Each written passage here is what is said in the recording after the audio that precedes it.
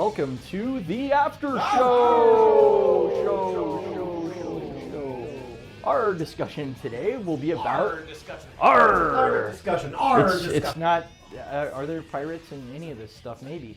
Our discussion today will be about Akira Toriyama and no pirates, and the way his various works have impacted us through the years. That's right. So make sure that you please subscribe and click the notification bell so you don't miss any of our after shows or bonus content, or really you should watch our videos on YouTube as well, our episodes, because I was dressed up as some kind of weird Saiyan thing with bright red hair and lots of muscles, and it was really cool. So even if you listen to the episode on your favorite podcast platform, you should definitely go back and rewatch the entire episode on YouTube, and then also like that, comment on it, and subscribe again. Even if you're already subscribed, subscribe again.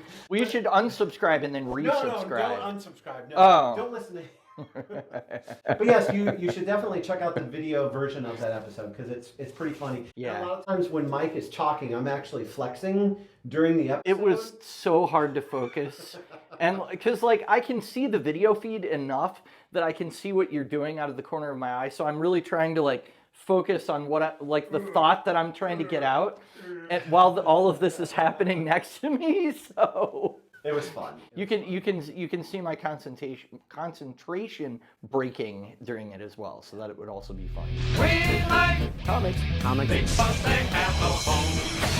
So we are here to talk about Akira Toriyama. So Akira Toriyama was a Japanese writer, manga artist, and character designer. He was born in 1955 and passed away just 1 month ago as of the time of this recording. Mm-hmm. So that was part of the reason why we wanted to do this episode and this after show and kind of talk about, his life and creations and those kinds of things. But also because we've been fans for so long. Oh, yeah. Like a lot of other people. So this was something that we wanted to do at some point anyway. Mm-hmm. So we figured, well, let's just do it now. It was a good excuse to kind of move it up the timeline. Yeah.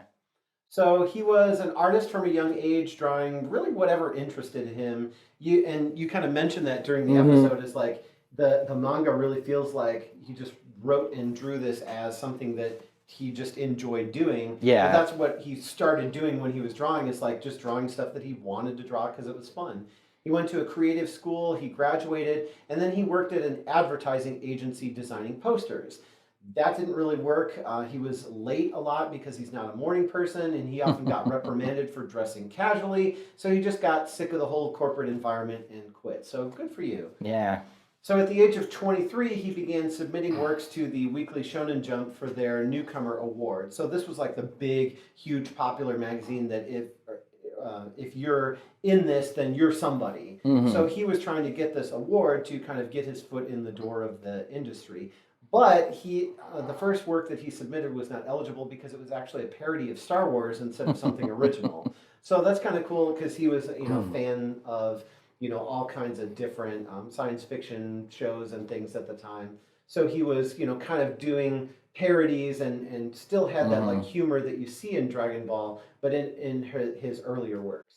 So, is that why there's an episode of Dragon Ball Z where we see I think it's Nappa throws something off into the distance, and we see the Galileo shuttlecraft from Star Trek: The Original Series blowing up. That was probably on purpose to pull in some of those elements.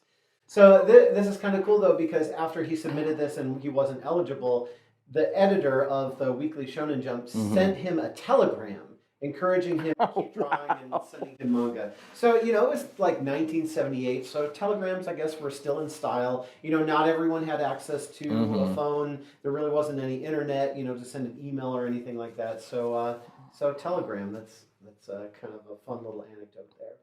So his first published work was called Wonder Island in 1978, which finished last place in the reader's survey. And then he also had a Wonder Island 2 that was also a flop. So his first couple works didn't really pan out too much, but his original plan was just to go in, make some money, and then quit. But because his first work didn't do very well, he was so stubborn that he was like, no, I'm going to have something that's at least going to be somewhat decent. So he continued to draw things that would, kind of fail here and there. And there was 500 pages worth in total by the end, including the published work Today's Highlight Island. So he did a whole bunch of Wow. stuff and was like, I'm just going to keep hammering at this until I get something that, is going to be worthwhile. So that's when he got his first mainstream recognition for creating the popular manga series Dr. Slump, which was serialized in the magazine Weekly Shonen Jump from 1980 to 1984. So a good 4-year run. It was a comedy series filled with puns, toilet humor, sexual innuendos. It also contained science fiction elements, aliens, anthropomorphic characters, time travel, and parodies of Godzilla, Star Wars, and Star Trek. And it was actually adapted into an anime in 1981. Oh, nice. So it's kind of funny because like all of that paid off of parodies and humor and that sort of thing, and finally got some mainstream recognition. So he was into kung fu films, as many people are now, even back then too. So he actually received some encouragement to create a kung fu related manga. So he, again, coming from Dr. Slump and the crazy toilet humor and all that stuff, he's like, well, I'm going to do that, but then tell a story about a kid who's adept at martial arts, who escorts a princess on a journey back to her home country. So in 1983, there was a 2-part series called Dragon Boy, and then there was also The Adventure of Tongpu, and I don't know if that's a Japanese pun because it sounds like an English pun for sure. And those both contain elements that would be included in Dragon Ball, which we talked about in our episode. So the young boy adept at martial arts. So it was kind of like early iterations of Dragon Ball in these 2 parts that were in 1983. Oh, that's cool. So Dragon Ball is really the series. It's all called Dragon Ball. But I thought it was interesting to note that Dragon Ball Z is really just kind of a reboot, maybe like a soft reboot, where it coincides with Goku growing up. So Dragon Ball is where Goku's a kid. Dragon Ball Z is where Goku's an adult. So the producers that were ending the Dragon Ball anime and creating a new anime thought it would result in more promotional money if they called it something different. Hey, this is part 2, or this is the second series. So they decided to call it Dragon Ball Z. And actually, Toriyama suggested that title because Z is the last letter of the alphabet. And so he thought, well, this is the final part because I'm running out of ideas, so there won't be anything after this. But of course, there is a whole lot of Dragon Ball after this, like Dragon Ball GT, Dragon Ball Super, and so on and so on, and movies as well. Oh, there's so many movies. It's funny because I think of the team at large being referred to as the Z Fighters, and I always thought that's why it was Dragon Ball Z. So it's funny to hear that it was more of just kind of an obscure, like, let's throw this at the wall and see if it results in more money kind of decision. Well, it would have been a really interesting time because the anime in Japan was coming out, and it was 14 months behind the manga that was coming out. Oh. And then when Dragon Ball Z started, that was actually only 6 months behind the manga. So if you're reading the manga and reading it in Japan, you can go to your Japanese TV station and watch the anime version of it only 6 months later. That's a really quick turnaround. Yeah, so That's that would have been really exciting, but I can understand him going the pressure of, I really don't have a whole lot of ideas that I can just churn out. Right. He was probably doing it kind of at his leisure and just I want to explore this theme and go and do this, and then it turned into, well, you're 6 months behind an anime, so you better start kicking out content, otherwise, what's the show going to do, or they're going to go in a different direction. Yeah. There's more pressure there. Yeah. So, but what a time to be alive that would have been, That would have been in crazy. Japan, reading the manga and then watching the the show version of it. That would have been. That gives me more respect for him as somebody that was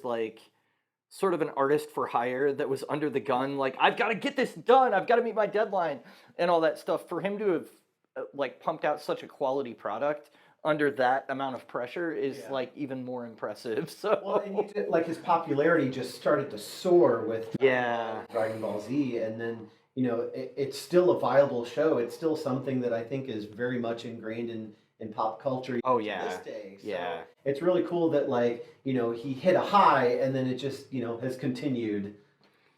Well, I mean, to speak to that, even in the United States, we're obviously not his native country at all, and so it wasn't necessarily made for our audience. You could go into Hot Topic today and I guarantee you find a Dragon Ball Z shirt. It's that popular. It's never waned since the 90s when it was really in its its heyday, and we have Dragon Ball Super now, which is of course the newer show, and I don't know if that's concluded yet or not. I'm not sure, but I would assume that with his passing, that probably it's ended at that point. But I also don't know how much creative involvement he had. My understanding was that GT was kind of done without him involved a whole lot, so I think that's why they later were like, we're going to kind of retcon this out and move into the Dragon Ball Super timeline instead. Because I don't know, I think there were some story decisions made that people didn't like changing Goku back into a child, and I don't know, it was just weird. Well, and I mean, video games. Like, Yeah. there's been a DBZ game on pretty much every system Oh, since yeah. the 90s Mhm. in some form or another. Yeah, the Super Nintendo and and the Genesis, I think, had Yep. Hyperdimension or whatever. Yeah. And then like now we're getting all these like retellings of the same story over and over. Mm-hmm. But you know the graphics get better each generation of Yeah. gaming to where it's like kind of surpassing the anime now. It's like we have It's fully crazy. 3D rendered like action sequences, and then you can fly real time, and you have like the energy going around you. And, Mhm. like it's there's so much Dragon Ball stuff. It's crazy. But he's done other things besides Dragon Ball. So he was recruited to work as the character designer for the 1986 role-playing video game Dragon Quest, and he continued to work on every installment in the series until, well, this year. Yeah. But I mean that game series has been around since 1986 and is still producing games, and he's worked on every single one of them. Dragon Quest 12, I know, has been in production for a while, so I'm assuming that that will be the last one that he actually worked on. But they've done a good job, I think, in some of the supplemental aspects of the franchise, like spin-offs and stuff, of keeping things consistent with his art style, even if he didn't specifically work on it. But like I think for Dragon Quest, there's a couple things about that game. I mean, first of all, it predates Final Fantasy, so it is the template for the Japanese role-playing game genre. Like that's the beginning of it right there, is Dragon Quest. And from it being turn-based and selecting commands to early on it was kind of the first-person perspective, so you're just looking at the monster. But the cool thing about that were they could make pixel art of Toriyama's monster drawings and just put them right up there in front of you. So from the very first game up until the most modern one, which is Dragon Quest XI, you've got really consistent design sense like all through the series, because he was the lead artist on all of those projects. So he might design like one or two or maybe 10, 15 new monsters per game or something, but they reuse a lot of them, and they've all just become kind of like iconic and sort of synonymous with that series. So just like having the same composer for all these years, Koichi Sugiyama has become like a part of the identity. Toriyama's art style is definitely like, I don't think you can have Dragon Quest without his art style. Like it's the same thing. So. Well, and another iconic example is Chrono Trigger, right? 5, which was on the Super Famicom or Super Nintendo as we know it in the U.S. But it's the same thing. It's like you see the protagonist, and he's got like Goku or Saiyan hair. Yeah. And it's like, oh wait, that kind of looks like Dragon Ball. Why does that look like Dragon Ball? You know, and same kind of thing. Character designer, and his style just really took off in that game. And then also like it's not really a remaster, but like when they were porting games to like PlayStation and then adding scenes to it, so there's like this kind of like little mini anime that you kind of get. Oh, I forgot about that. Yeah. So then that was really cool, because it's like, this really looks like Dragon Ball. Yeah, it really does. I mean, even to the way that he draws, like the character Robo in that game, the robot design very much looks like, there's an episode of the anime where Gohan it's one that we didn't get in the US originally, but Gohan's like off in the wilderness away from Piccolo, and he meets this robot that he's trying to like help survive, but its power cells die and everything. That robot looks a lot like Robo from Chrono Trigger. And I mean, a lot of his design sense is so like unique and weird, and we'll talk more about specifically like visually how his stuff looks when I get into kind of his art bio. But it's just so recognizable that when you see something, you're like, it's Toriyama art, and then you can kind of it just transports you into another world, because something about how he can do like the whimsical and silly stuff and the really serious stuff at the same time and like make it blend together and look okay is really impressive. And it was good for that game because that Chrono Trigger is kind of like a Squaresoft All Stars as far as like the talent behind it. I mean, there's you've got Yasunori Mitsuda is the composer, and then Nobuo Uematsu did a few tracks to contributed to that as well. So they, of course, Mitsuda wouldn't have been a household name at that time, but Chrono Trigger kind of made him a big deal. And then you've also got Hironobu Sakaguchi, who is behind the Final Fantasy series. He's doing a lot of the scenario writing for the game, and then you've got Toriyama, who'd already proven to be a really successful artist, doing the art. And it's just like they had all these great creative people together at the right time to produce this game that a lot of people consider the greatest JRPG ever. I don't know if I would go that far with it, but it's definitely one that, like, if you're interested in the genre, you do need to play it at some time. Like, it's just a really good game. So he also worked on some fighting games. Tobal #1 and 2. Oh yeah. I'm not really familiar with those, but those were on the PlayStation in the late 90s. But the one I am familiar with is the Xbox 360 exclusive RPG Blue Dragon. And that was another like, hey, this kind of looks like Chrono Trigger. This kinda looks like Dragon Ball. But that was a really, really fun game. For the first time with that too, we had just hit the generation of consoles where stuff is HD now. And so it's not 4K like what we're used to, but at least it was HD. Yeah. And so at this point, we're now starting to see his art style really realized well, because the graphics have finally, they're able to do that. And so Blue Dragon, just, it's like so charming visually and everything. And it kind of leaned more into his goofy side, except that my memory of the villain Nene or whatever is that he's like incredibly cruel and hateful. But he likes to watch people suffer and stuff. But the main characters and everything, they had like these shadows that came out of their back that were blue dragons. Like one of them had like an ox, and one of them had a dragon, and one of them had like a bird, and those sort of fight for you in combat. And it's like everything he does, it's like so visually imaginative that you just can't help being pulled in by it. So it didn't hurt that Uematsu did the music for that either. Yeah. So that was really cool having him yeah, together right. like that. So something interesting I found is that in 2005, apparently he also was the lead character designer for a small electric car. So an actual like real life car with only 9 being produced, and it cost 1,990,000 yen, which is about $19,000 the US, and it had a top speed of 30 kilometers an hour, which is about 19 miles per hour, and it was available in 5 colors. But only for 5 people. It is 5 people. There are 5 lights! There are 4 lights! Like the Space Ghost clip where they say a number and they show a different number on the screen.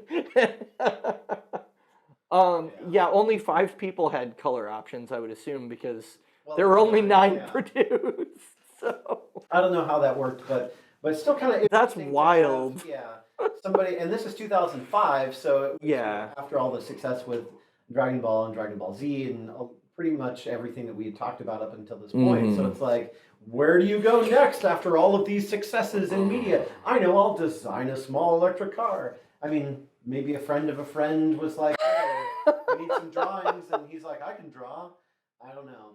How weird would it be to have a car that looked like Akira Toriyama designed it and be driving that down the road? Because everything he does is so cartoony, you know? Like I feel like we need to find some images or videos of that online. And those little like hover mobiles that everybody's driving around on Earth that are like, yeah, whenever. cars are so weird. They are so weird. And what was also weird is that in 2009, 20th Century Fox decided to make an American live-action film adaptation of Dragon Ball called Dragon Ball Evolution. Yeah. And they decided to ruin it because Toriyama was credited as an executive producer, so I think he had a little bit to do with the movie. Maybe it was just kind of an honorable mention as executive producer, but basically the movie failed both critically and financially because it sucked, and it wasn't anything like Dragon Ball, so yeah, why make a movie that's not about the source material at all? All I can remember about that is that I think Chi-Chi was cast well, and then like Master Roshi was Chow Yun-Fat. He was good. Bulma was okay, but basically everything else was terrible. Yeah. I know Piccolo was in it, but it was, I don't know, it was like Goku in high school, and it's like, why do we care about high school drama with this character? It was, in a way, it was like almost trying to ground it in the real world too much, because this is clearly not our Earth that Yeah. it takes place in. So Like with those I don't know. cars, they go. yeah, it's just it was just very strange. So Toriyama himself later in 2013, after everything had kind of died down, Mm-hmm. said that he felt the script did not capture the world or the characteristics of his series, and it really didn't. Like, it doesn't feel like Dragon Ball at all. No, it doesn't. And it was bland, and it was not interesting, so he cautioned them and gave suggestions for changes, but the Hollywood producers did not heed his advice, and just as I thought, the result was a movie I cannot call Dragon Ball. So, There you go. right out of the horse's mouth there. The movie was kind of like a horse's something else, It was. honestly. Very much. It's one of those things where, like, when you want to like something so badly and you Yeah. want it to be so good, and then you go to it, and I'm just like reaching for things that I can enjoy. I'm like, well, they did show him transform into a giant monkey. They did have Piccolo. They did do these things, but it was so just like, I don't know, like Americanized and like just not the tone of the show. Even the original dub of the anime was very Americanized. Yeah. Like we talked about in the episode. Yeah, like, that's what a true. Major League Arm I have. And things like that that these characters really shouldn't be saying No. because they're alien. A little pun there. Yeah. But but it was funny. Yeah, it was. Added to the humor, so Uh-huh. it was Americanized in a way that worked. And the Rock the Dragon song, like, just I cannot picture Dragon Ball Z without listening to Yeah. that song. Like, it's so iconic for me, and everything else is just I can't get into it. Chala, head chala, ba ba ba ba ba ba ba ba. Yeah, the tone of the Japanese theme is drastically different So different. from the American one. So I mean, they can Americanize Dragon Ball and make it work. Sure. But that movie, they just I don't know. Yeah, it was not good. We like Comics.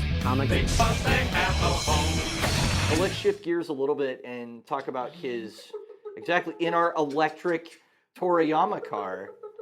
Let's shift gears and talk about his art style a little bit. So this is something that I had to do a little bit of research on because, I mean, honestly, I'm not Japanese, so I didn't know what his artistic influences were, things like that. But it was really interesting to go down that rabbit hole last night. So first of all, he's got one of the most recognizable styles in all of Japanese media. I think if you've ever seen his work, you would kind of just accept that without, without it's the being hair. challenged. It's the hair, but it's also the way he draws proportions and stuff too. He was actually one of the first manga artists to make creative and clear use of paneling and composition, and his clean art style meant that his fight scenes were easy to follow and satisfying to read. So that's something that we maybe not have encountered too many problems with it in American comics, but I do own some comics. Particularly, I think there was like the second volume of Green Arrow in the New 52, where the penciler is doing stuff that makes it really hard for you to tell what's going on in the action. It's so satisfying to read something where like you can just follow it really well and it's very logical and it makes sense. And even if they're doing fantastical things, it's communicated to you well enough that you can figure it out. Like we talked about with Raccoon and like that fight scene. So right away he's doing stuff that like kind of set him apart because he's really making sure that everything is communicated well and that you can understand it just through like the visual language. He was also greatly influenced by Western fashion and artistic influences during the 70s and 80s. So if you see some very 80s outfits on people throughout Dragon Ball Z, a lot of it came from his love of like just Western fashion and influences like that. So that's why a lot of the characters are dressed the way that they're dressed. Obviously, the Z Fighters have gis, but whenever you see civilians, they definitely are. They look a little bit more Western in some of their designs. So I guess that's intentional, and that's just one of his kind of art influences. So this, along with his willingness to exaggerate proportions and not feel chained to realistic anatomy, made his art stand out amongst other artists of the era. So Lone Wolf and Cub, Akira, and Samurai Executioner are all popular titles of the 70s and 80s, but they all have really careful anatomy work and really realistic depictions of the human form. Toriyama embraced the more cartoony elements and exaggerated features in his work, something that made his first big success, Dr. Slump, the success that it was, because it just looked different than everything else. And I was actually looking at panels, like I found some manga from around the same time, because there's this website where they were doing like a comparison. And like, yes, it's really cool to see all this realistic drawing, but like when you put it next to Toriyama's stuff, his is just more fun. And like I think that's honestly what made it stand out so much is it's fun to look at, it's fun to read, like he's still drawing like bone structure and anatomy and all these things on people, but he knows where to exaggerate it and have fun with it. Whereas some of the other artists were going like, well, no, it has to look realistic or it's not right. Yeah. So that I think that was a big thing that kind of like propelled him to stardom in Japan, and then certainly later with Dragon Ball. Um, so manga art prior to him was, again, take this with a grain of salt. It's all from an article that I read. So, but it was usually considered more crude and unrefined. But his attention to only including the necessary details while having clear direction for his panels in action revolutionized the manga medium and helped push it away from the style of its grandfather, Osamu Tezuka, who's the creator of Astro Boy, which is kind of considered like one of the first manga ever.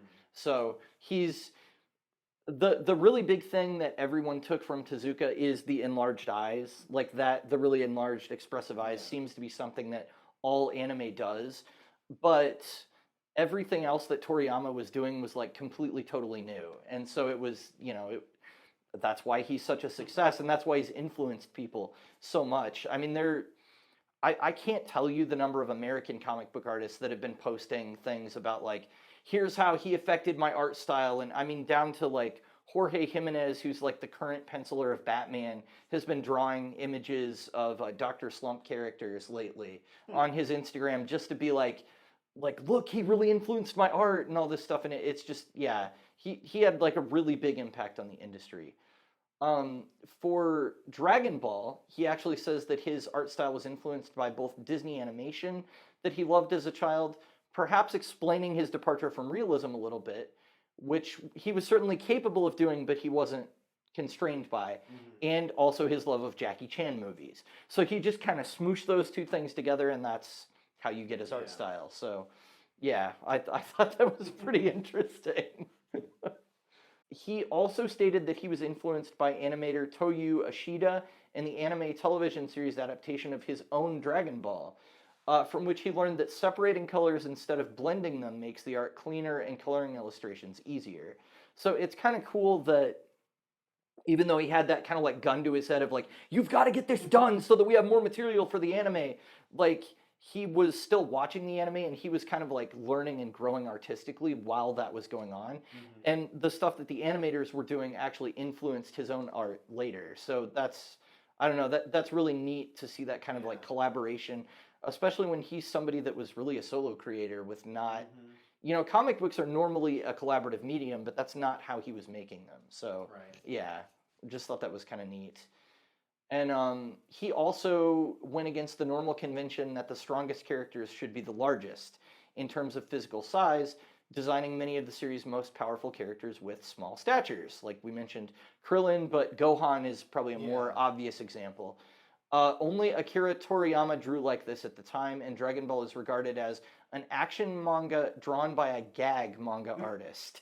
So yeah, that is kind of what you're getting. I mean, that's a lot of what made the Hollywood movie bland, actually, is a lot of like the humor and exaggeration of it was just missing from the live action interpretation, whereas the animation is ridiculous at times, and that's like part of the fun of Dragon Ball. So, and then I guess finally the other big impact that he's had on basically all all media, as far as I can tell, is the Super Saiyan transformation. It's basically one of the most influential ideas in comics. It's been parodied so many times, or outright copied in things that I can't mention them all. But South Park has done like a parody of Dragon Ball stuff, and also Sonic the Hedgehog obviously just wholesale ripped the idea of the Super Saiyan transformation with Sonic's Chaos Emeralds transformation, like down to the fact that his spikes turn yellow and they get taller, and he's got energy pulsing around him. Like, it is Goku's transformation. So Well, and it's just fun to do. yeah, it is. Yeah, something about just like yelling and charging up energy, focusing your chi or whatever. Yeah, it's really cool. So yeah, I mean that's kind of a short rundown of like his art style and everything. But to sum it up, really, I mean, if you can't tell, we've basically been exposed to this guy's work for like our whole lives. So I hope that the review episode and this too are kind of like a nice tribute to, him, and also just fans out there that enjoy his work. Like, hopefully this is fun for you to kind of dive down that rabbit hole a little bit. I know I learned some things when I was doing some research, so yeah. Well, it's been fun, and thank you, Akira Toriyama, for everything. Yes. And thank you, our listeners, for checking out our after show. We thank you for checking out the after show. I think I've used that before. Yes, we do. That's Xenosaga.